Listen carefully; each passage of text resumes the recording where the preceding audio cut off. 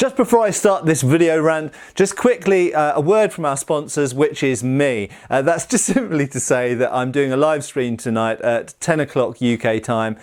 So I know people in the US are a few hours behind, 5 hours behind, I think. And obviously people in most of mainland Europe are either 2 hours or 1 hour ahead. So hopefully you'll be able to join me. I've made it a bit later so that hopefully a few more people can join. It's not going to be a super long one, but join us for some questions and chatting tonight, 10 p.m. here on Scholar Gladiatore channel. And the main theme, although you can talk about anything you like, but the main theme I'd love to talk about are movie and TV weapons. Okay, something I've been thinking about quite a lot, referencing some future videos I'm doing. So hopefully see you tonight. Take care. And now to the main video. Blood! Why are they all obsessed with blood? I've had a comment which has inspired this this video, and it is something that I have definitely covered in previous videos, and that is to do with bloodletting, essentially, and blood running down blades and blood grooves and blood. Why are these people obsessed with blood? So I still get a lot of comments on my kukri videos that I did, well, I think some of them years ago now, about this cho, okay? And we pretty much concluded, what is the cho on a kukri for? It's essentially symbolic, okay? They don't have it on other Nepalese weapons, you don't have it on a kora, and fundamentally it's something which kind of appeared or evolved on, particularly on the kukri, and it's got essentially religious and sort of symbolic significance, okay? It may possibly originally have had some tangential kind of practical purpose, but I'm not going to go into that here. But the point is that many people, I have to say, some of them even Nepalese or people from India, but you know, people from places where these knives were traditionally used and still are, who believe that that is to do with letting the blood run off. Now, and there are other, and I have to say, and some of you might say, well, maybe they're right, Matt. Maybe you should listen to them. Maybe you shouldn't kind of, like dismiss that. But the problem is there's a whole bunch of other myths as well. So there are just an equal number of people who say that this is to do, to cut your thumb on once you've drawn it because it can't be resheathed without drawing blood, and all of these sorts of sort of myths and legends about this thing. Okay, these are blunt, incidentally, so you can't do that. But the fact is, and I have specifically said this in regards to the kukri, if this was drenched in blood and you held it vertically upwards, that little notch there would not prevent the blood from running over your hand. This is just a bizarre concept. If this is covered in liquid, the liquid is not going to carefully run down the edge and get to there and go, oh no, I can't go any further. I will eject myself sideways off the side. No, it will just run over that and down onto your hand anyway.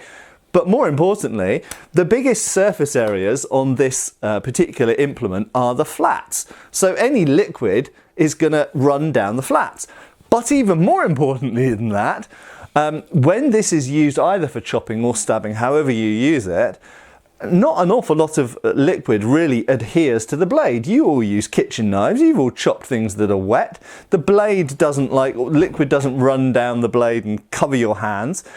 But equally, if you're in a very bloody fight and a very messy fight, then indeed you're going to get covered in blood. It's going to be all over you. It's going to be all over your hands. It's all going to be all over your blade potentially, and all over your clothes and everything else. Horrible, I know, but there we go.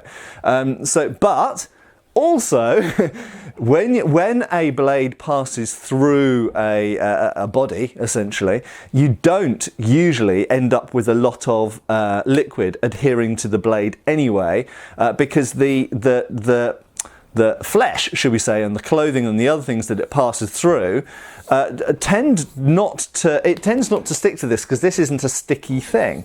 Okay, now this also goes for the famous blood groove. So a lot of people out there will go that swords which have a groove down the center of the blade, known as a fuller to sword people, it's nothing to do with releasing the vacuum from the body and suction and those kind of things. It is a structural thing that means that a sword can be lighter versus its stiffness, or it can retain the same stiffness while being made lighter. So you can remove material from the blade, like an I-beam or an H-girder, whatever you want to call it. You can remove material from that thing and still have it be stiff. Okay, so there are mechanical advantages to having a weapon, having an edged striking implement that has a groove down the middle of it.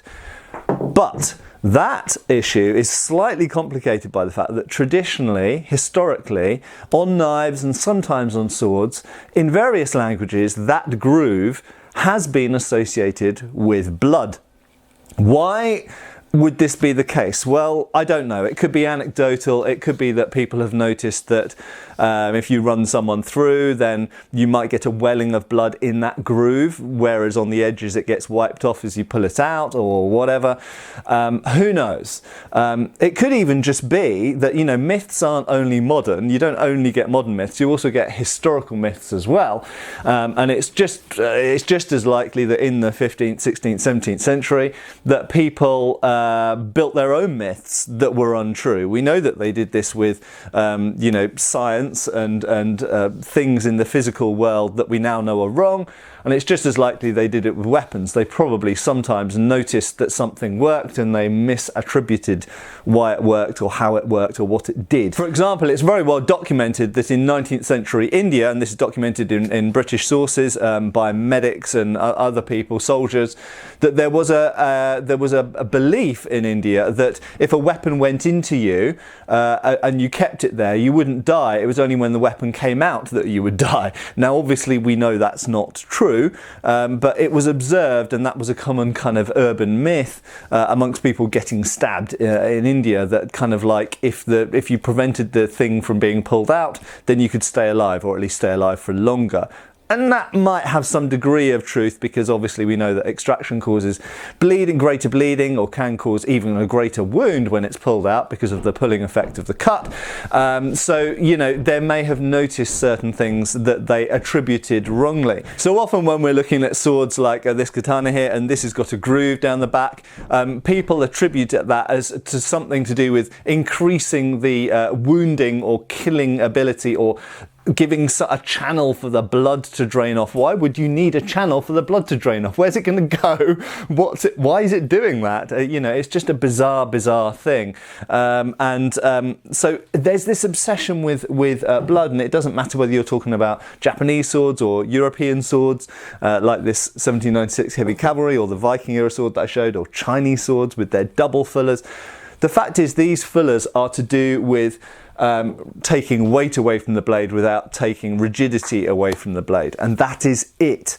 Okay, that's not to say that people haven't tried to design implements which do somehow increase bleeding, increase wounding. So to finish off, I want you to spread the word far and wide that when we see whether it's fullers, grooves in blade, or strange characteristics like Spanish notches or the cho on a kukri, it is almost certainly never ever to do with blood. Whether it's getting blood on you or letting blood out or anything like that, just ignore the whole thing about blood. If there's blood everywhere, blood's going to get everywhere. Okay, some little notch or some little groove is not going to help channel blood. It's not going to help take blood to somewhere where you don't want it to be, or move blood to somewhere you do want it to be. Stop obsessing about blood transportation.